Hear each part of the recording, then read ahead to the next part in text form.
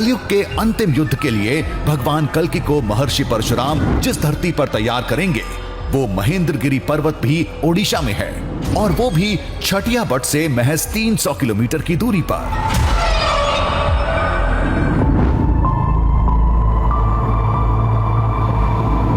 कल्कि पुराण से जुड़ी सबसे बड़ी खोज जारी थी। ओडिशा के छटिया बट में मौजूद पहली टीम की कहानी खत्म हो चुकी थी। दूसरी टीम छटिया बट से 300 किलोमीटर दूर महेंद्रगिरी पर्वत पर थी।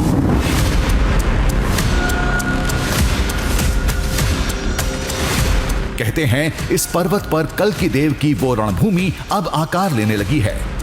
लोगों को इस शिखर पर उनके गुरु भगवान परशुराम की आहट मिलने लगी है।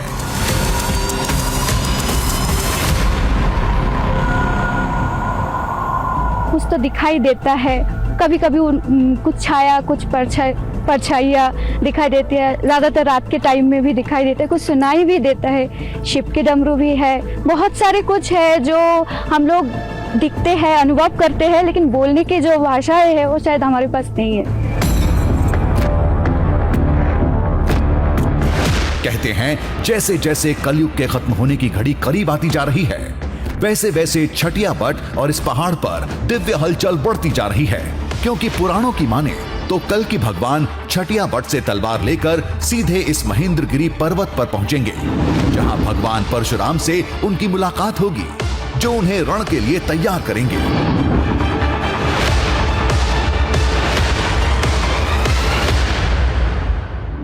कई साल हम शिवरात्रि के दिन, महाशिवरात्रि के दिन मनाने आते हैं यहाँ, रात भर यहीं जागते थे।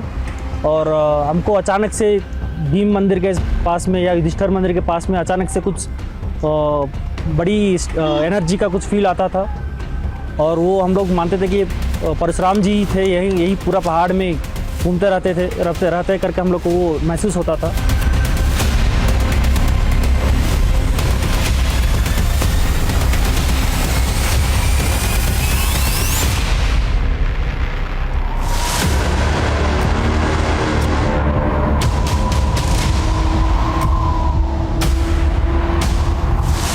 महेंद्रगिरी ओडिशा की दूसरी सबसे ऊंची चोटी है।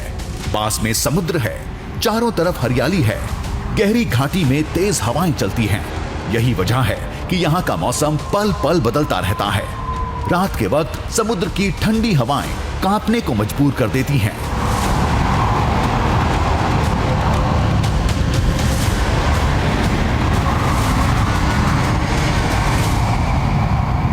दिन में एक बार महेंद्रगिरी पर्वत पर जितनी भी चोटियां हैं, वो चाहे कोई ऊंची चोटी हो या फिर कोई वो छोटी चोटी हो, ऐसे ही वो बादलों से ढक जाता है। ये काले बादल, बिल्कुल ऐसे ही काले बादल दिन में एक बार हर चोटी को ढक देता है। और अभी मैं अगर 2 मिनट और खड़ा रह जाऊं यहाँ, तो आप यकीन मानिए मैं बादलों में गुम हो जाऊंगा।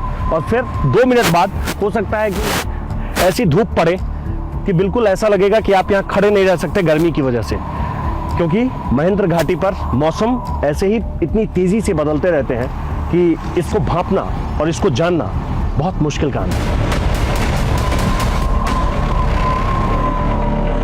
लेकिन हमारी मुश्किल कुछ और थी। दावे की डोर हमें चोटी तक खींच लाई थी। लोग कहते हैं भगवान परशुराम अपनी मौजूदगी का एहसास कराते हैं, संकेत देते हैं, लोगों के लिए निशानी छोड़ जाते हैं। लेकिन सच पूछिए तो हमें थोड़ा भी यकीन नहीं था।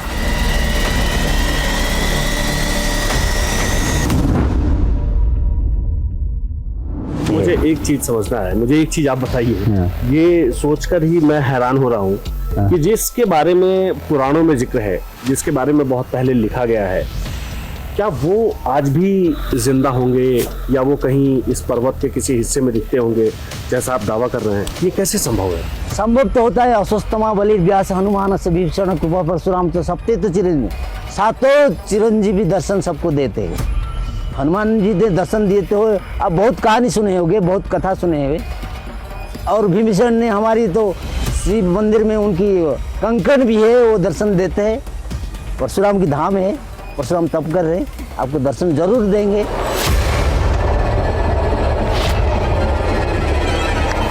आखिर वो कौन सी हलचल है जिसे लोग भगवान परशुराम से जोड़ते हैं? वो कौन से निशान हैं जिसे लोग महर्षि का बताते हैं? आखिर इस शिखर पर रात में क्या होता है?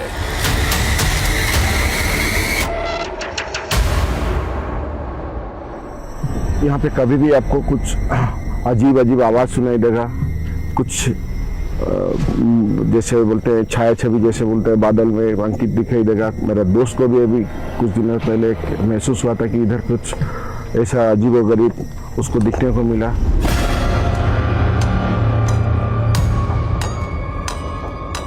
यहाँ पे जैसे परशुराम जी रहते, उनका छाया दिखता है इधर, और कोई साधु के जैसे वो भी निकलते, सुबह और शाम को निकलते।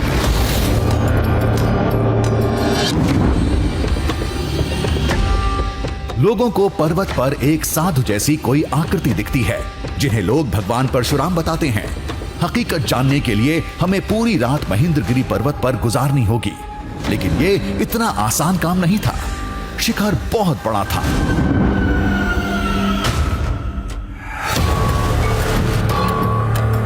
थोड़ी देर में रात हो जाएगी। उससे पहले चोटी पर उन जगहों की पहचान करनी थी जहां अक्सर वो आकृति दिखती है। इसकी पहचान के लिए हमारे साथ एक स्थानीय जानकार थे, जो लंबे समय से महेंद्रगिरी पर्वत पर शोध कर रहे थे।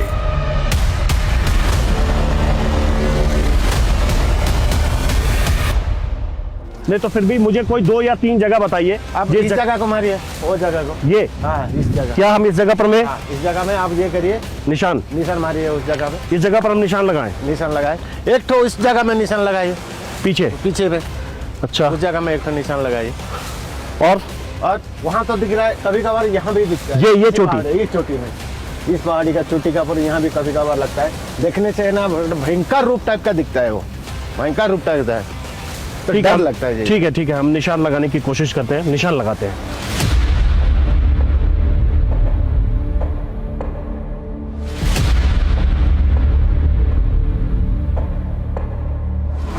हम कुल 4 लोग थे, तो हमने 4 जगह तय किए।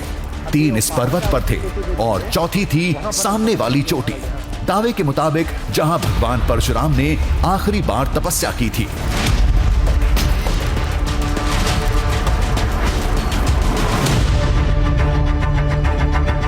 हमने तय किया, जिन 4 जगहों पर महर्षि परशुराम के देखे जाने का दावा किया जाता है, वहां अत्याधुनिक कैमरे और लाइट्स लगाई जाएंगी, जो रात के हर दृश्य को रिकॉर्ड करेंगे।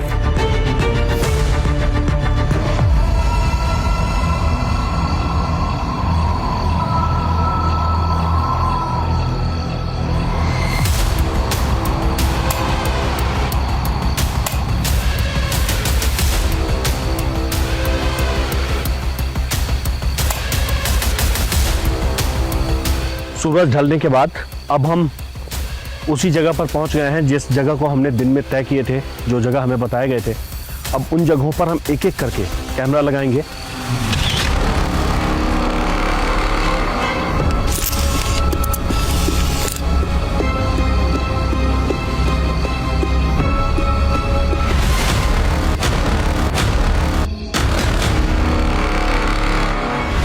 एक एक करके हमने 3 कैमरे पर्वत पर और चौथे कैमरे के साथ स्थानीय जानकार को चोटी पर तैनात कर दिया था।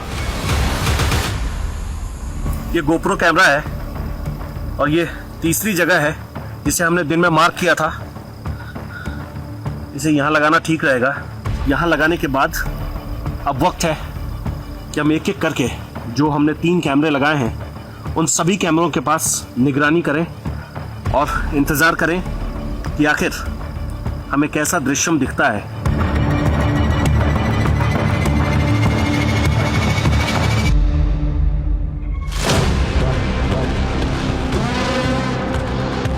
लाइट्स जल चुकी थीं, कैमरे ऑन थे और हमारी टीम भी चौकस थी। अब इस चोटी पर कोई भी हरकत होगी तो वो कैमरे की जद में होगी।